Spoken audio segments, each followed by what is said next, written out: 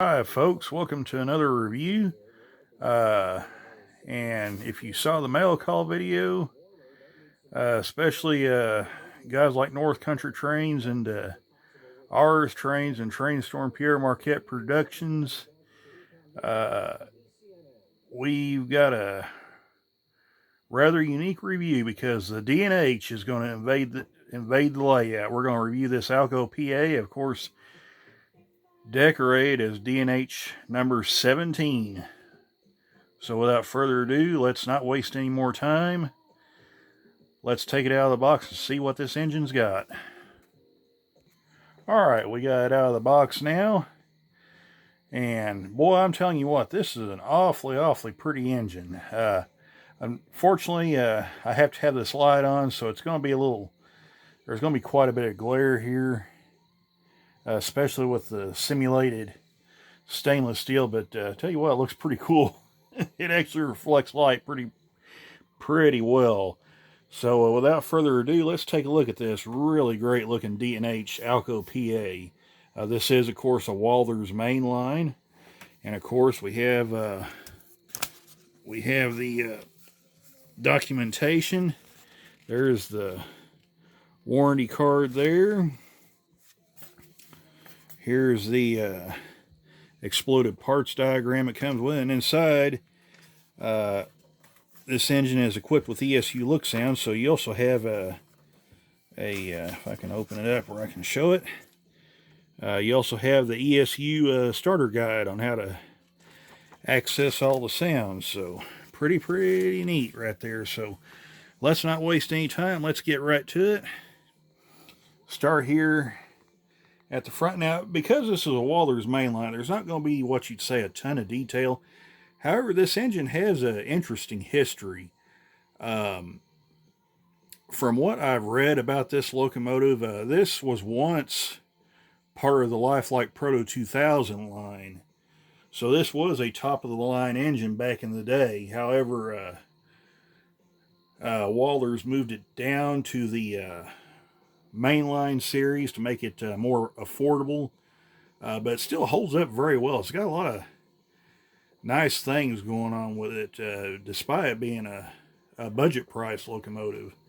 So, just for FYI, these engines run about $160 at Train World, at least on their website. That is with ESU look sound. Without they're right around 110 to 120 bucks. So still a very nice, attractively priced locomotive. As we come down the side, you notice there are some nice little wire grab irons right here. That's actually a really nice touch on these engines. Makes it really nice, makes it a nice high quality model. Of course, this is the Santa Fe inspired war bonnet scheme at D&H. Painted their locomotives in. Some people, I believe, refer to these as fake bonnets, which I believe people monikered these as the Santa Fe war bonnet knockoff engines that D&H applied. If I get that wrong, please do correct me. So, but we'll go ahead and go down the side here. And also, being a mainline engine, there's not a whole heck of a lot of labeling on this locomotive. Unlike a Proto Series, if this were a Proto Series engine, there'd be a lot more decals, a lot more labeling, a lot more detail on these engines. However, it's still very nice. And one thing I might stress, because this is simulated stainless steel, it might be a good idea to wear gloves when you handle this locomotive, because it does show fingerprints pretty easy. You may have saw me wipe my thumb across here because it did have a thumbprint show up on there. But anyway, we'll go down inside. Got the large number 17. Nice wire grab irons right here. I believe those are wire. No, they're actually not. They are wire. My bad. I think they are. You know what? I believe those might actually be molded in. I can't really tell. No, they're wire. Okay, I saw it now. It was kind of hard to tell if it was molded in or if it was actual wire, but I believe they're actually wire grab irons right there. But still very, very nice. Looks really good. What is there looks excellent. The truck detail is actually pretty good. A lot of the details on the body look good. In fact, you can see right there, I believe that will be an air tank right there in there. So that's actually pretty cool. Looks really, really nice. Whoops, we might have our first uh-oh right there, because you notice there's a brake cylinder that's broken off. Yeah, we might have to do something about that. So have to look and see if it's laying in the box somewhere. So other than that, the model actually looks pretty good. If I don't find, I may contact Walthers and see if they've got a extra brake cylinder. So, but we'll come back here to the back.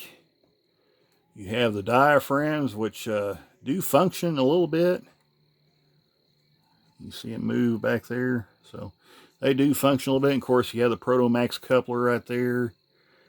Again, looks really, really good.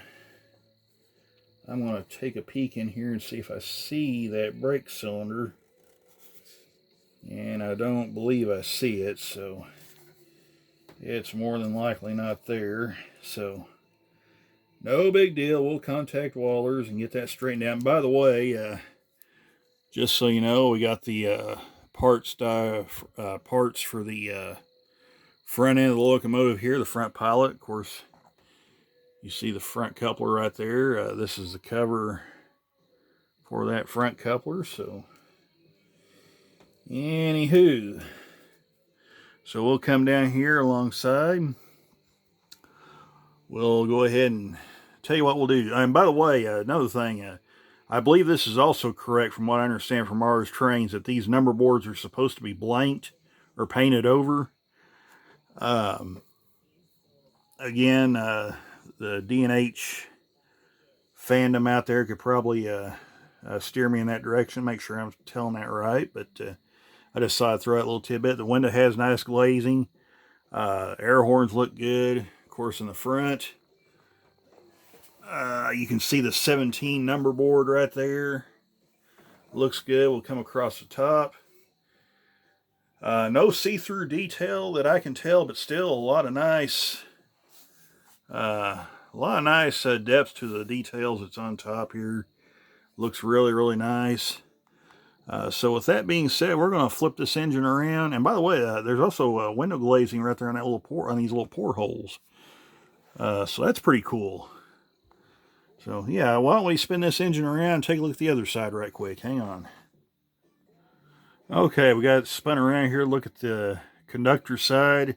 Pretty much the same thing as the engineer side, except of course we don't have any broken parts on this side. All the brake cylinders seem to be intact, so that's always a good sign right there. So we'll come down the side and let you get a look at it. Really not much else to mention. Probably get a better look. And of course, that is a dual headlight on the front. Before I forget to mention that, I believe both of them work, and I believe the top light will be the Mars light, I believe. So just throwing that in there just for FYI. So yeah, other than the broken brake cylinder, don't have any complaints about this locomotive yet. We'll turn the power on and see just how it does here under DCC. So hang on just a second.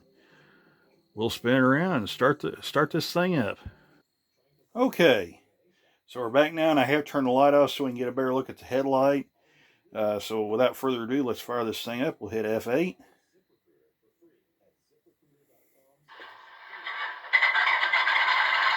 Wow. I gotta tell you guys, that's a lot of noise coming out of that engine.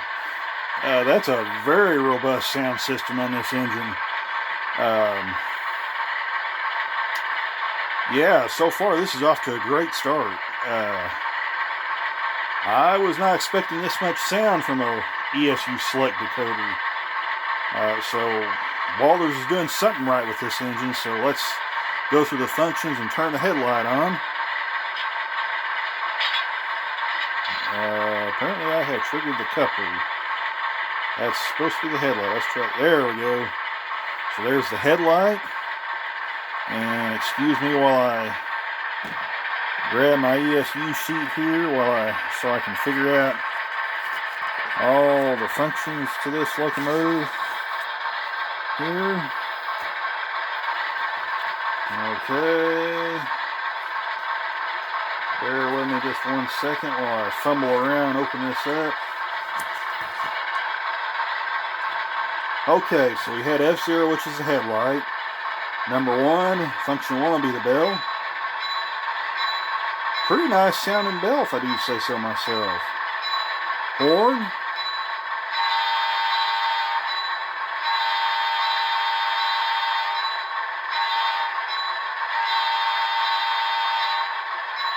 I gotta say, that is pretty stout. So, coupler crash is number 3.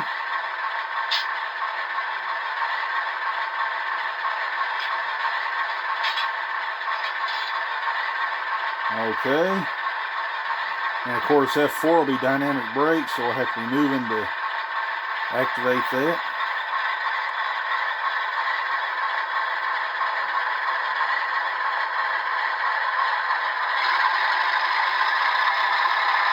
And you hear the dynamic brakes. So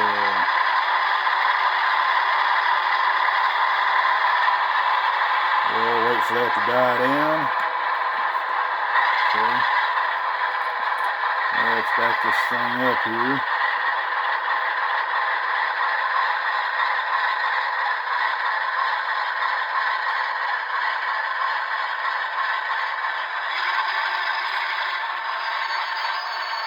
Nice brake squeal, by the way. So, whoops. Let's turn the headlight back on. I accidentally turned it off. Okay. I believe either F5 or F6 will be the Mars light, so we'll hit F5 and see what happens here. Hey, look there, we got a Mars light. That's really cool. Okay, and then of course F9 will be drive hole. What this does, this will allow you to rev the engine up and down independent of the sounds, or independent of the speed of the engine, I should say. So we got F9 engaged, so let's see what happens.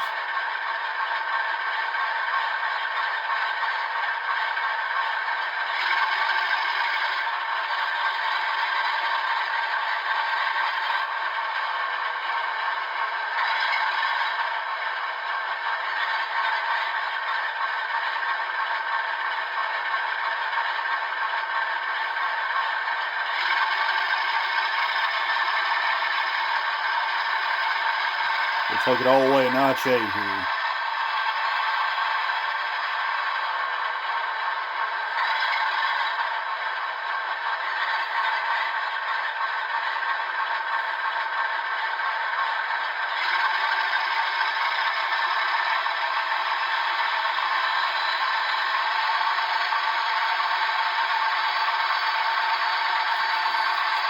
Okay, that should be notch 8.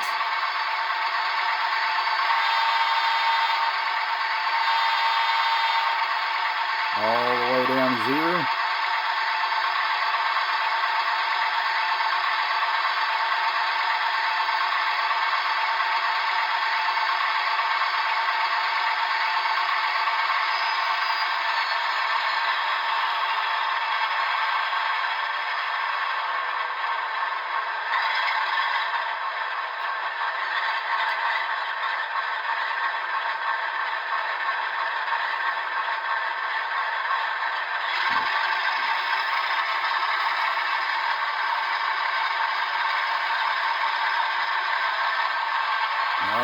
there's the function, at least the functions on this decoder that's listed. So, what do you say we hook it to a train, or to this one-car train, and we'll watch it go around the layout here. So, I'll tell you what, let me...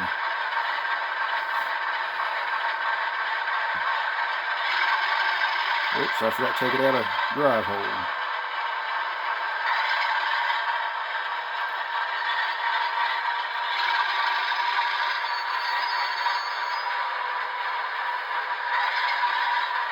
Alright.